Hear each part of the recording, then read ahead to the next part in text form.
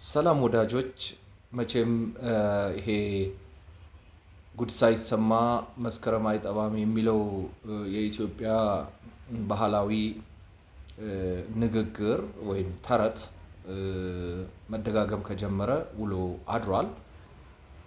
እኛ ሀገር አንድ ነገር እንደ ፈሊጥ ከተያዘ ልክ ሞኝ ያገኘው ፈሊጥ ውሻ ያገኘው ሊጥ እንደሚባለው ይደጋገማል።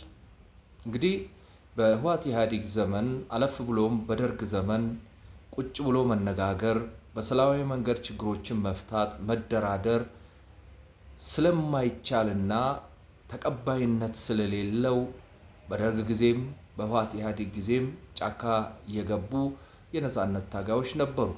አንዱ እኔ ነኝ። ነገር ግን አሁን ከለውጥ ወዲህ ላለፉት 78 ዓመታት ሰው ቁጭ ብሎ መደራደር፣ መነጋገር አለፍ ሲልም መንግስቱ አሁን ያለው የለውጥ መንግስት ማለቴ ነው ስልጣንን እስከ ማካፈል ፈልጎ ከተቃዋሚዎች እስከ ሚኒስትር አድርሶ ሹሟል።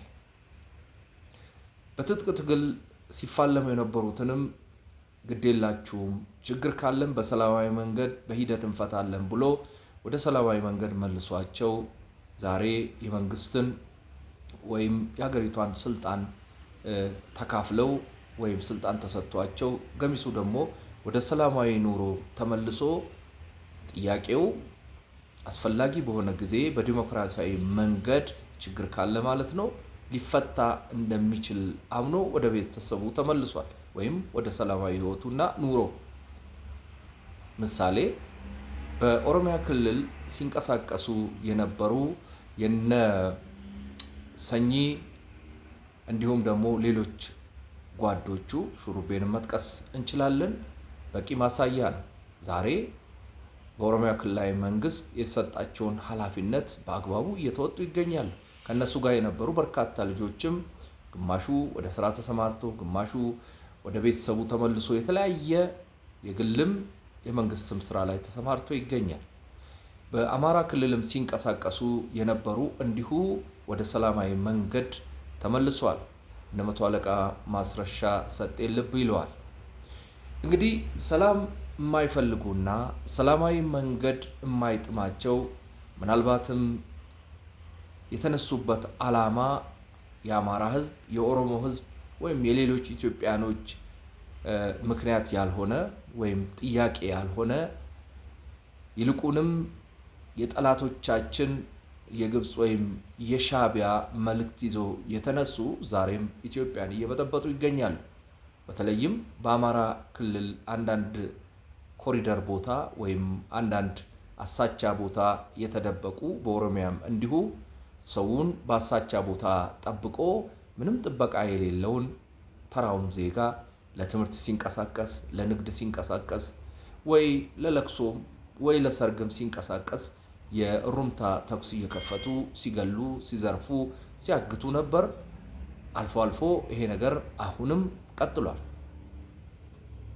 እንግዲህ ቀደም ብዬ መስከረም ጉድ ሳይሰማ መስከረም አይጠባም የሚለውን የኢትዮጵያኖችን አባባል ወይም ተረት ያቀረብኩት ሰሞኑን በዚህ 2-3 ቀን እየሰማን ያለ ነው በሰላማዊ መንገድ ቁጭ ብለን ተደራድረን ተነጋግረን ችግሮችን እንፈታለን የሚለውን የመንግስትን ተደጋጋሚ ጥሪ ችላ ያሉና ለባዕዳንና ለሌሎች የሩቅም የቅርብም ጠላቶቻችን የተገዙ ግለሰቦችና ቡድኖች ይህንን የመንግስት የሰላም ጥሪን አሻፍረኝ ብለው ይብሱኑ የኢትዮጵያ ህዝብ በተለይም የአማራ ህዝብ ሰላም እንዳያገኝ ከፍ ያለ የፕሮፓጋንዳ ዘመቻ ከፍተዋል።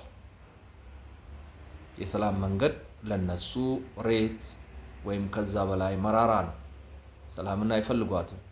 ለህዝብ የሚታገል የሚያስቀድመው ሰላም ሆኖ ሳለ እነሱ ብጥብጥን፣ ዝርፊያን፣ ግድያን ስራዬ ብሎ ተያይዘውታል።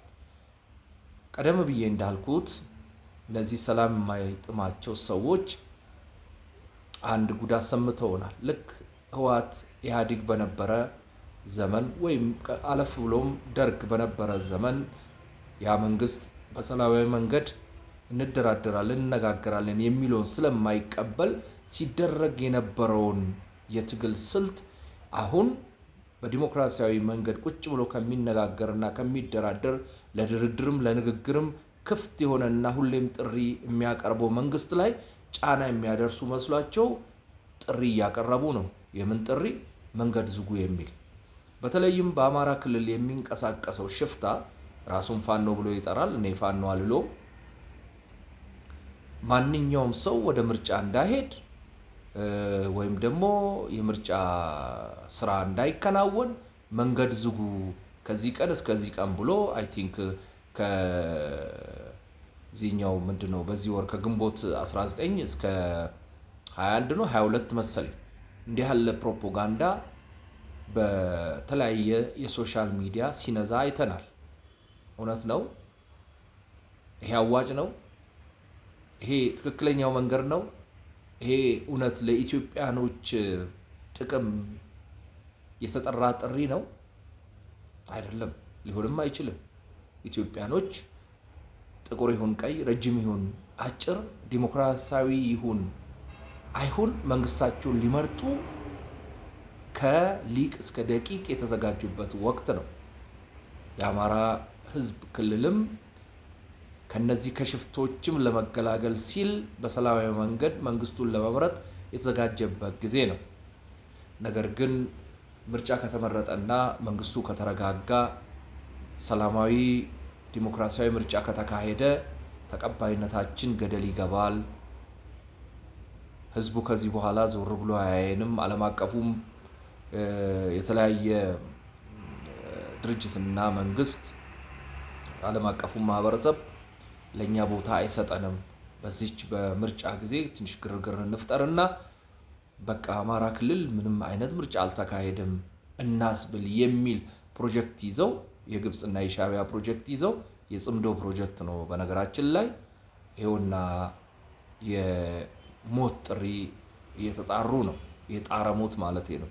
የጣረ ሞት ነው እየተጣሩ ያሉት እና እንዲህ ያለውን ተረት ዛሬ የኢትዮጵያ ህዝብ በተለይም የአማራ ህዝብ የሚሰማበት ጊዜ ላይ አይደለንም። የአማራ ህዝብ ኢትዮጵያን የመሰረተ የኢትዮጵያ ዋልታና ማገር በኢትዮጵያዊነቱ የማይደራደር ታላቅ ህዝብ ነው። ግን አውርደው ወደ መንደር ገብቶ ወደ ጎሳ ወደ ወንዝ ገብቶ በዚህና በዚያ ጠላት መጣብኝ እያለ እንዲሁ እየተደናበረ እንዲኖር ፕሮፓጋንዳ እየነዙበት ነው። ነገር ግን የአማራ ህዝብ እርግጠኛ ነኝ እንዲህ ያለውን ተረት አይቀበልም። ቀሪውም የኢትዮጵያ ህዝብ ለዚህ ጆሮ የለው። ጥሪው ወይም ጩኸቱ የቁራ ጩኸት ነው። እናም ምርጫው በእርግጠኝነት በአማራ ክልልም በቀሪዎቹም በመላው ኢትዮጵያ በሰላማዊ መንገድ እንደሚካሄድ ህዝቡ ተወካዩን መርጦ በቀጣዩ መስከረም አዲስ መንግስት እንደምናይ አልጠራጠርም። ስለዚህ የነዚህ የአማራ ክልል ሽፍቶች ጥሪ ለአማራ ህዝብ የሚታገል የነጻነት ታጋይ ጥሪ አይደለም። ይሄ የሻዕቢያ ጥሪ ነው።